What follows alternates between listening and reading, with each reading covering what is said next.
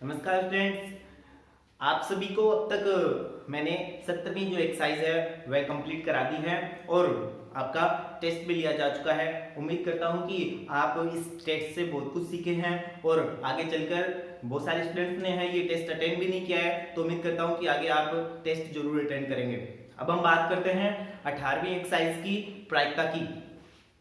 अपनी जो प्रायिकता है वो 18वीं एक्सरसाइज है और ये प्रायिकता बोर्ड द्वारा 4 नंबरों की आधारित एक्सरसाइज है। इसमें 1 नंबर का एक क्वेश्चन आता है और एक क्वेश्चन है वो 3 नंबर का आता है। यानी प्रायिकता में से 4 नंबर के क्वेश्चन आते हैं, 2 क्वेश्चन आते हैं। एक क्वेश्चन 1 नंबर का आता है, सेक्शन ए का छोटा क्वेश्चन होता है, और एक क्वेश्चन होता है सेक्शन सी का थोड़ा बड़ा क्वेश्चन होता है। तो इस तरीके से ये 4 नंबर की एक्सरसाइज है। अच्छा, प्रायिकता क्या होती है?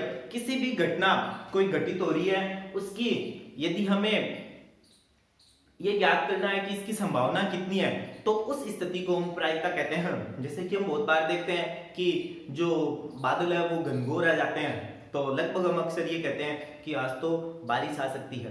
तो ये अंदाजा जो लगाना होता है, इसी को हम प्रायिकता कहते हैं। यदि हम इतिहास में चले और जैसा कि अभी टेलीविजन पे महाभारत प्रसारित हो रही है, तो आप देखते हैं कि महाभारत में जो दुर्योधन के मामा थे शकुनी, वह पासों के खेल के थे। वो इतने तगड़े खिलाड़ी थे कि पासे को जो बोलते ना वही आ जाता। तो वो जो पासे थे वो जादुई नहीं थे, वो इस प्रायिकता के कलाकार थे। उन्होंने पासों की इतनी अच्छी पकड़ बना ली थी प्रैक्टिकल कर करके, पासों को फेंक फेंक के, कि उनको अंदाजा हो गया था कि अब पासा ये आ जाएगा, अब फेंकेंगे तो ये आ जाएगा। तो ये प्रायिकता होती है किसी भी घटना की। यदि हम संभावना निकालें कि इसके आने की इतनी संभावना है, वही प्रायिकता कहलाती है। तो ये जो प्रायिकता है इसका हम अध्ययन करेंगे और इसका जो फॉर्मूला होता है प्रायिकता का, वो ये होता है। घटना के घटित होने की अनुकूल स्थितियां, घटना के घटित होने की अनुकूल स्थितियां बटे परिणामों की कुल संभव स्थितियां।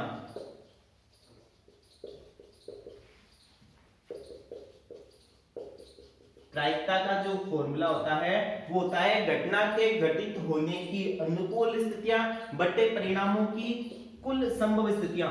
इसको शॉर्ट में हम ये भी पढ़ सकते हैं, अनुकूल स्थितियां बटे कुल स्थितियां।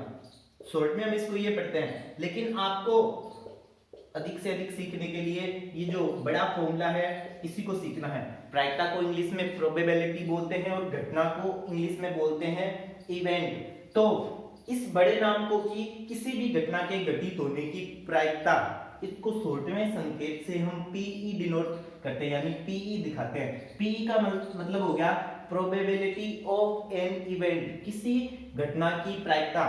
तो आगे ये पीई जब मैं लिखूंगा तो आप सीख जाना कि ये प्रायिकता वाला फॉर्मूला है। अनुकूल स्थितियां बटे कुल स्थितियां, ये प्रायिकता का फॉर्मूला रहेगा। और बहुत ही सरल सी एक्सरसाइज है और आप इस पर अच्छे नंबर है वो 4 में से 4 नंबर है वो आसानी से प्राप्त कर सकते हैं। लेकिन उसके लिए आपको इस वीडियो को अंत तक देखना है और लगातार इसको प्रैक्टिस के रूप में लेना है। हम 2 या 3 वीडियो में ये एक्सरसाइज है वो खत्म कर देंगे। पिछली जो एक्सरसाइज थी उसको खत्म करने के लिए हमें 8 वीडियो की आवश्यकता पड़ी थी, थोड़ी लंबी एक्सरसाइज थी, लेकिन इस एक्सरसाइज को हमें 1 या 2 वीडियो में खत्म करने वाले हैं।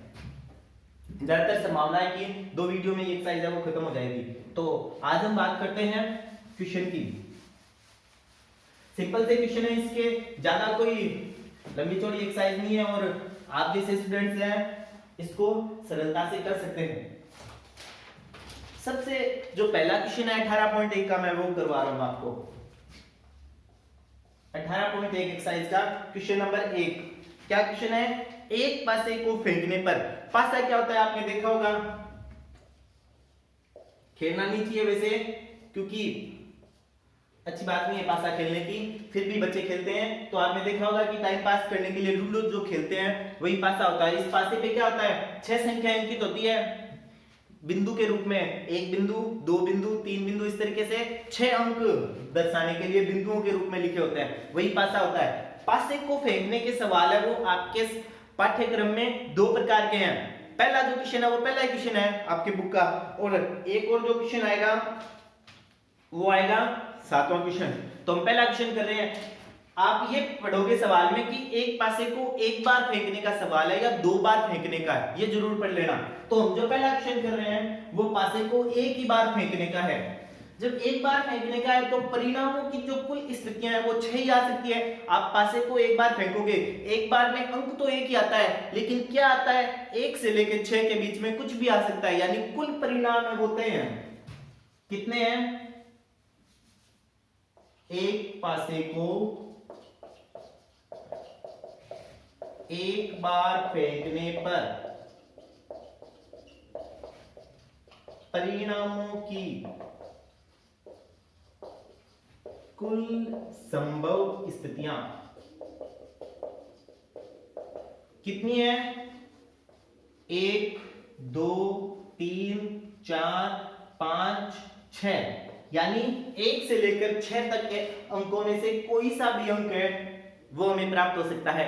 कब, जब हम एक पासे को एक बार फेंकते हैं। तो हमने लिखा कि एक पासे को एक बार फेंकने पर परिणामों की जो कुल संभव स्थितियां वो कितनी है, 6।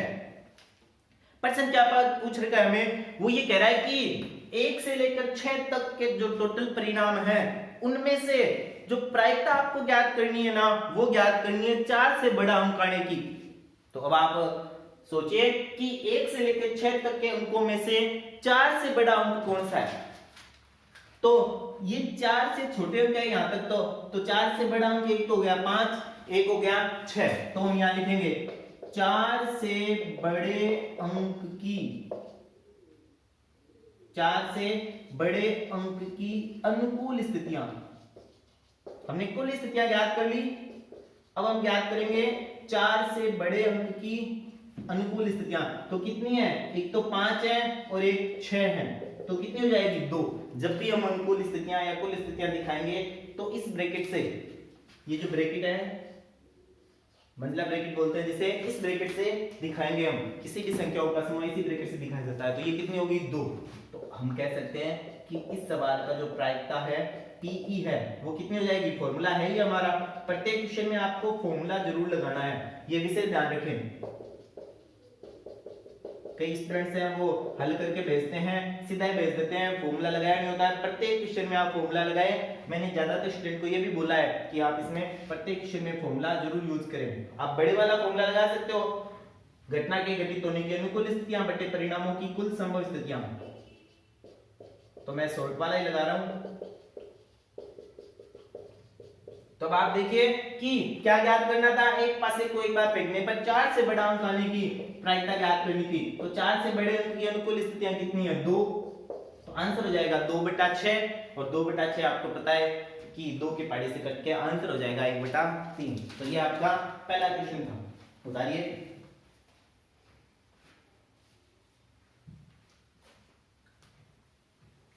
इस तरीके से एक उदाहरण भी दिया हुआ है, इसमें सम संख्या आने की प्रायिकता भी पूछ सकता है। तो सम संख्याएं 1 2 3 3 है, 2 4 और 6 सम संख्याएं हैं, तो इसका आंसर बन जाएगा 3/6। विषम संख्या का भी 3/6 हो जाएगा।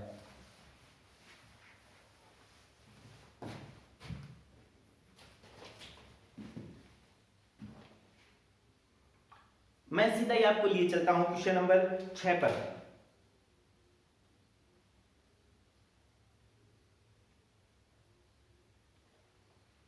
नवा जो क्वेश्चन है पहले मैं वो करवा रहा हूं, आपकी 18.1 एक्सरसाइज का क्वेश्चन नंबर 9 करवा रहा हूं। आप ये मत देखिए कि क्रम क्या है, आप ये देखिए कि हमें किस तरीके से इन सवालों को सीखना है। मैं चाहूं तो आपको दूसरा क्वेश्चन तीसरा क्वेश्चन ऐसे लाइन से करवा सकता हूं, लेकिन घटनाओं को हम जोड़ते हुए चलेंगे।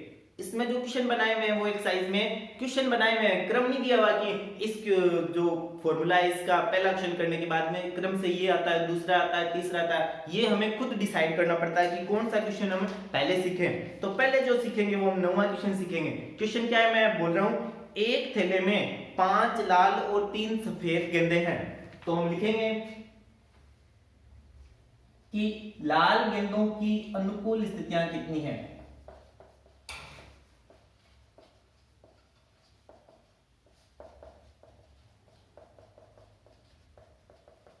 क्वेश्चन था कि एक थैले में जो लाल गेंदे हैं वो कितनी है, 5 है, तो हमने लिख लिया लाल गेंदों की अनुकूल स्थितियां कितनी है 5। अब इसने कहा कि उसी थैले में सफेद गेंदों की संख्या 3 है, तो हम लिखेंगे सफेद गेंदों की अनुकूल स्थितियां।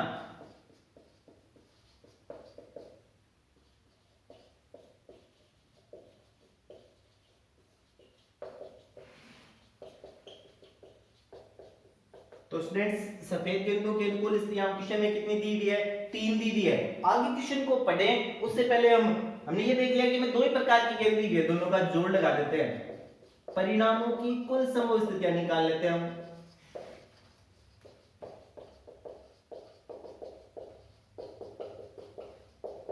तो कितनी होगी 5 तो हो गई लाल गेंदें, 3 हो गई सफेद गेंदें, यानी परिणामों की कुल संभव स्थितियां हैं वो हो गई 8। अब हमें क्या कह रहा है कि इस थैले में बिना झांके, यदि हम बिना झांके कोई गेंद निकालेंगे ना तो आपको पता है या तो गेंद होगी लाल या गेंद होगी सफेद। यहाँ पे टोटल 4 प्रकार की प्रायिकता पूछ सकता है। क्या पूछ सकता है आपसे, क्वेश्चन में बात करूंगा, या तो आपको ये पूछ सकता है कि जो आप गेंद निकालोगे ना वो लाल होगी, लाल कितनी है 5, कुल कितना है 8, इसका उत्तर हो जाएगा 5/8। या आपको पूछ सकता है कि निकाली गेंद सफेद होगी, सफेद होगी तो 3/8, ये दूसरा क्वेश्चन।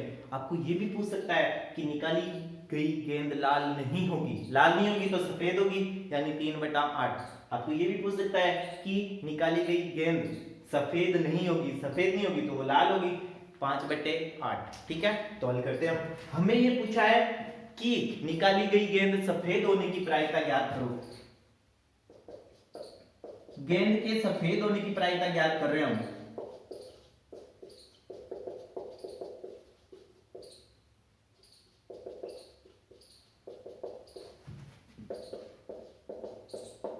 तो किसी भी प्रयोग के लिए जब हम गेंद के सफेद होने की प्रायिकता ज्ञात करते हैं तो फॉर्मूला आपको बता रखा है, अनुकूल स्थितियां बटे कुल संभव स्थितियां। तो स्टूडेंट्स यहाँ पे गेंद के सफेद होने की प्रायिकता पूछी है, तो कितनी गेंदें सफेद हैं 3, और कुल गेंदें कितनी है 8, यानी जो हम थैले में से गेंद निकालेंगे सफेद वो इन 3 गेंदों में से आएगी, सफेद तो 3 में से आएगी, और कुल गेंदें कितनी है 8, तो आंसर बन जाएगा 3/8, ये इसका आंसर है। इसी में दूसरा पूछ रखा है कि गेंद सफेद नहीं होने की प्रायिकता ज्ञात करो।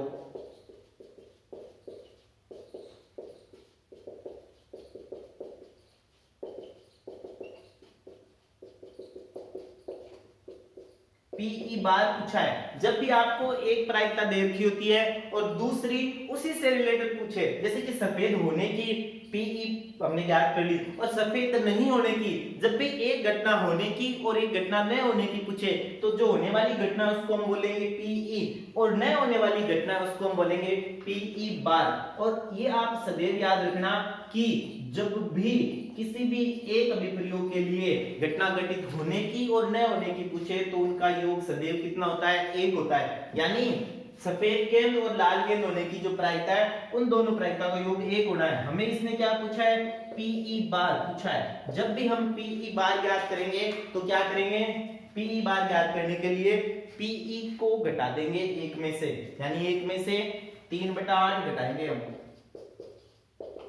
और किसी भी संख्या को जब 1 में से घटाया जाता है तो हर पर कभी फर्क नहीं होता, ये आप विशेष ध्यान रखना।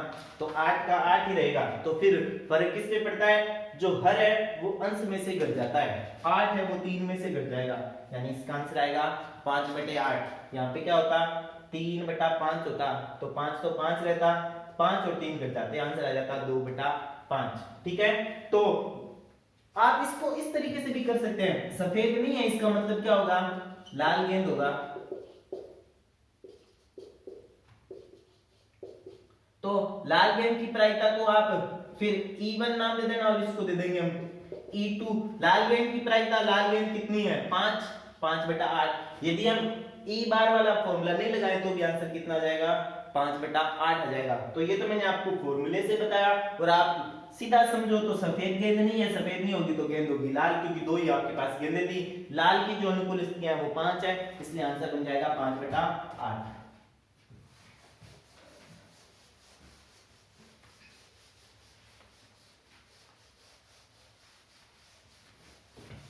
आपके पास एक सुनहरा मौका है कि आप घर बैठे इन सभी सब्जेक्ट्स को सीख सकते हैं। आपके पास में लगातार फिक्स समय पर बताए गए वीडियोस है वो पहुंच रहे हैं। आप देख रहे होंगे कि फिक्स सुबह 8 बजे, कई बार तो 7:59 पर, आज सुबह तो मैंने 7:59 पे वीडियो डाल दिया था। तो इस तरीके से ये वीडियोस है वो आपको कंटिन्यू प्राप्त हो रहे हैं एकदम फिक्स टाइम पे। तो आपका भी ये कर्तव्य बनता है कि आप इन क्वेश्चन को हल जल्दी से जल्दी करें। मैं भी चेक करता रहता हूं कि जब मैं वीडियो भेजता हूं तो उसके कितने समय बाद में जो स्टूडेंट है उसको देख लेते हैं। तो आज मैंने चेक किया था कि स्टूडेंट है वो लगभग 1 मिनट के अंदर अंदर 3-4 स्टूडेंट ऐसे एक्टिव हैं जो उन वीडियोस के सर्च में रहते हैं कि कब सर वीडियो डालेंगे। तो काफी अच्छा लगता है कि स्टूडेंट भी इंतजार कर रहे हैं कि कब सर वीडियो देंगे और कब हम एक्सरसाइज को स्टार्ट करते हैं। तो आप सभी ऐसा क्यों नहीं कर सकते? जब कुछ स्टूडेंट ऐसा कर रहे हैं कि फिक्स टाइम पे अलर्ट रहते हैं कि वीडियो आने वाला है, तो आप भी ऐसा अलर्ट रहिए और मैथ्स को सीखिए। मैथ से आप जितने दूर जाओगे, प्रयास नहीं करोगे, हल नहीं करोगे, वीडियो भी नहीं देखोगे, तो फिर मैथ्स भी आपको धीरे धीरे भूलती चली जाएगी। आप डटकर मुकाबला करोगे। आपको जो चीज नहीं अच्छी लगती आप उसको जितना ज्यादा देखते हो तो वो उस हिसाब से फिर अच्छे लगने जाती है। मैथ्स के जो क्वेश्चन है आपको कई बार हार्ड लगते हैं, तो अब तो वीडियो आ गया तो बहुत ही सरल है। क्लास में तो कई बार सर चले जाते हैं तो एक बार बताया दोबारा नहीं देख पाते, लेकिन वीडियो को तो आप 3 बार 4 बार कितना भी देख सकते हो। तो आप प्रयास कीजिए समझने का। अब हम जो क्वेश्चन करेंगे ना वो क्वेश्चन करेंगे क्वेश्चन नंबर 10।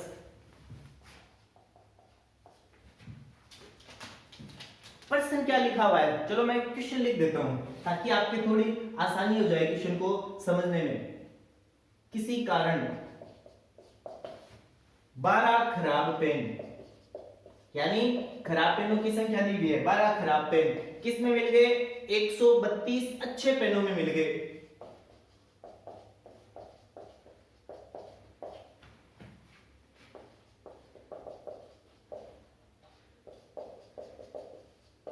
ये कह रहा है कि आप तो सोच रहे होंगे कि 32 और जो 112 खराब मिले तो देखने में पता चल रहा है। ये कह रहा है कि देखने में पता नहीं चल रहा, केवल देखकर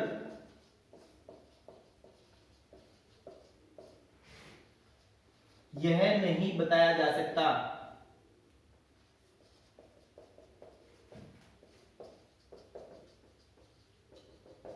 कि कोई पेन खराब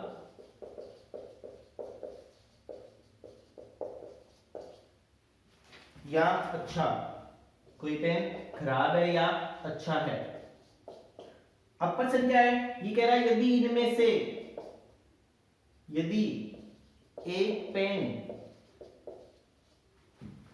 यादृच्छा का मतलब होता है स्वतंत्र रूप से, आप कोई भी एक पेन सिलेक्ट कर सकते हो, इसी को शुद्ध हिंदी में यादृच्छा बोलते हैं, चुना जाता है तो इसके अच्छे होने की प्रायिकता ज्ञात करो। मैंने शॉर्ट में लिख दिया अच्छे होने की प्रायिकता ज्ञात करो। सबसे पहले आपके यही दिक्कत होगी यादृच्छा। चलो समझाते हैं इसको कि ये यादृच्छा क्या होता है। मान लीजिए कि एक क्लास है उसमें 50 स्टूडेंट है, सर कह देते हैं कि चलो रे क्लास में से एक स्टूडेंट खड़ा हो जाओ, यही यादृच्छा है।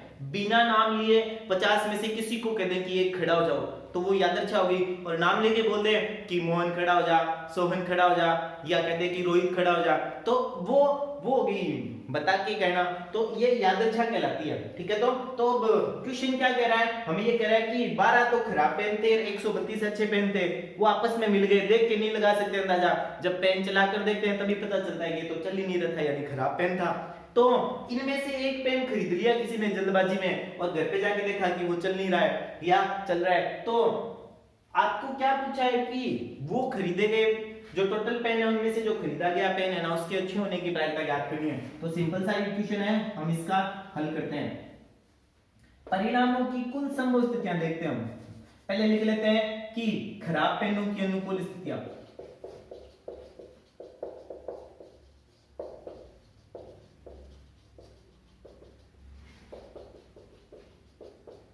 खराब पेनों की अनुकूल स्थितियां कितनी है? हमें क्वेश्चन में दे रखी है कि खराब पेनों की संख्या 12 है। अच्छे पेनों की अनुकूल स्थितियां कितनी है?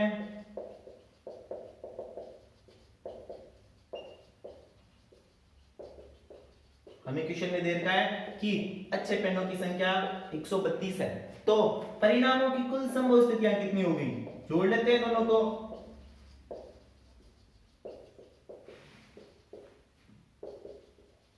किन दोनों को, 12 और 132 को। 12 में जब हम 132 जोड़ते हैं 144 आता है। अब हमें परसेंट क्या पूछा है, पेन के अच्छा होने की प्रायिकता पूछा है, अतः पेन के अच्छा होने की प्रायिकता कितनी हो जाएगी, फॉर्मूला लगा देंगे। क्या फॉर्मूला है, अनुकूल स्थितियां बटे कुल संभव स्थितियां।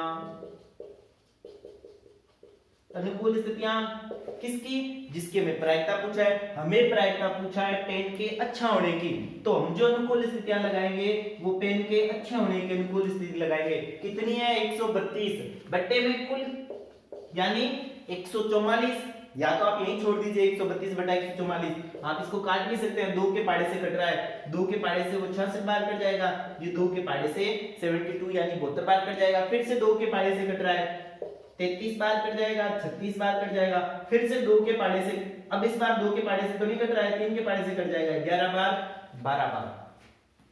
आप इसको यार डायरेक्टली काट सकते हो, तो जिसको डायरेक्ट पाड़ा आता है 12 का, यदि 12 से इसको काटे तो ये 11 बार और ये 12 बार, डायरेक्ट काटे तो भी आंसर है वो 11 बटे 12 रहना है।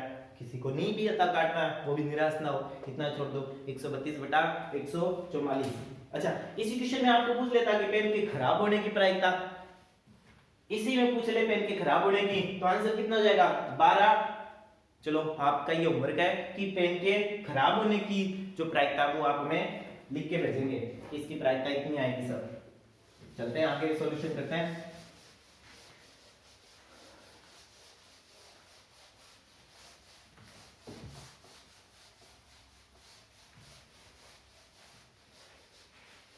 ये हमारे जिले के लिए एक अच्छी न्यूज है कि हमारे जिले में जितने भी कोरोना पॉजिटिव थे वो लगभग नेगेटिव हो चुके हैं, लेकिन फिर भी हमें घर पे रहकर ही इस कोरोना से सुरक्षा करनी है। तो जब तक सरकारी आदेश नहीं आ जाए आप अपने घर पे रहिए और घर बैठे पढ़ाई तो आप कर ही रहे हैं, ये तो आपकी खासियत है ही पढ़ाई करना। चलो हम क्वेश्चन करते हैं, हम लाइन से क्वेश्चन करते हैं। 18.1 का क्वेश्चन नंबर 3।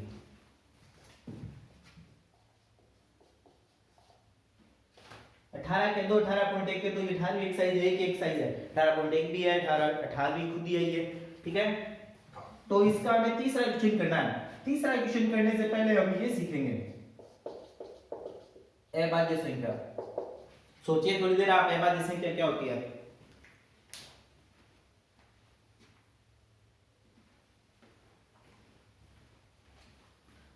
अभाज्य संख्या जैसे कि नाम से पता चल रहा है भाज्य, ये विलोम शब्द है भाज्य का।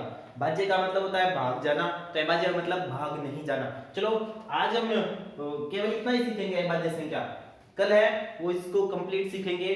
अभाज्य संख्या यहीं तक मैं आपको छोड़ के जा रहा हूं, फिर इसको आगे सीखेंगे। अभाज्य संख्या क्या होता है, जो किसी से भाग नहीं जाए। तो ऐसी तो कोई संख्या होती नहीं कि ये किसी से भाग नहीं जाए। कोई संख्या हो, जैसे मान लो 2 है तो 2 1 से तो भाग जाएगी और 2 से भी तो भाग जाएगी ये खुद, ठीक है। कहने का मतलब है कि ऐसी संख्याएं जो या तो जाए 1 से भाग या जाए स्वयं से भाग, वे सारी संख्याएं क्या कहलाती है, अभाज्य संख्या कहलाती है।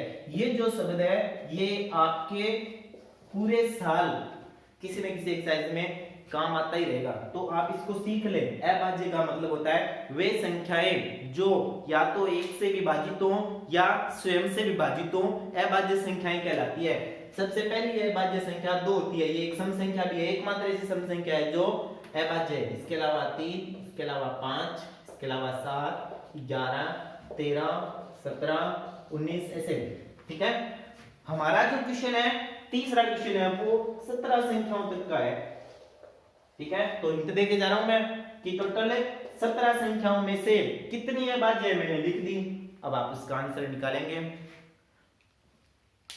इस अभाज्य संख्या को समझने के लिए हम एक एग्जांपल लेते हैं। जैसे कि महाभारत चल रही है, आप टीवी में देख रहे होंगे, तो महाभारत में जो एक किरदार था वो किरदार था भीष्म पितामह, यदि आप जानते होंगे तो भीष्म पितामह को एक वरदान मिला हुआ था। वो वरदान क्या था?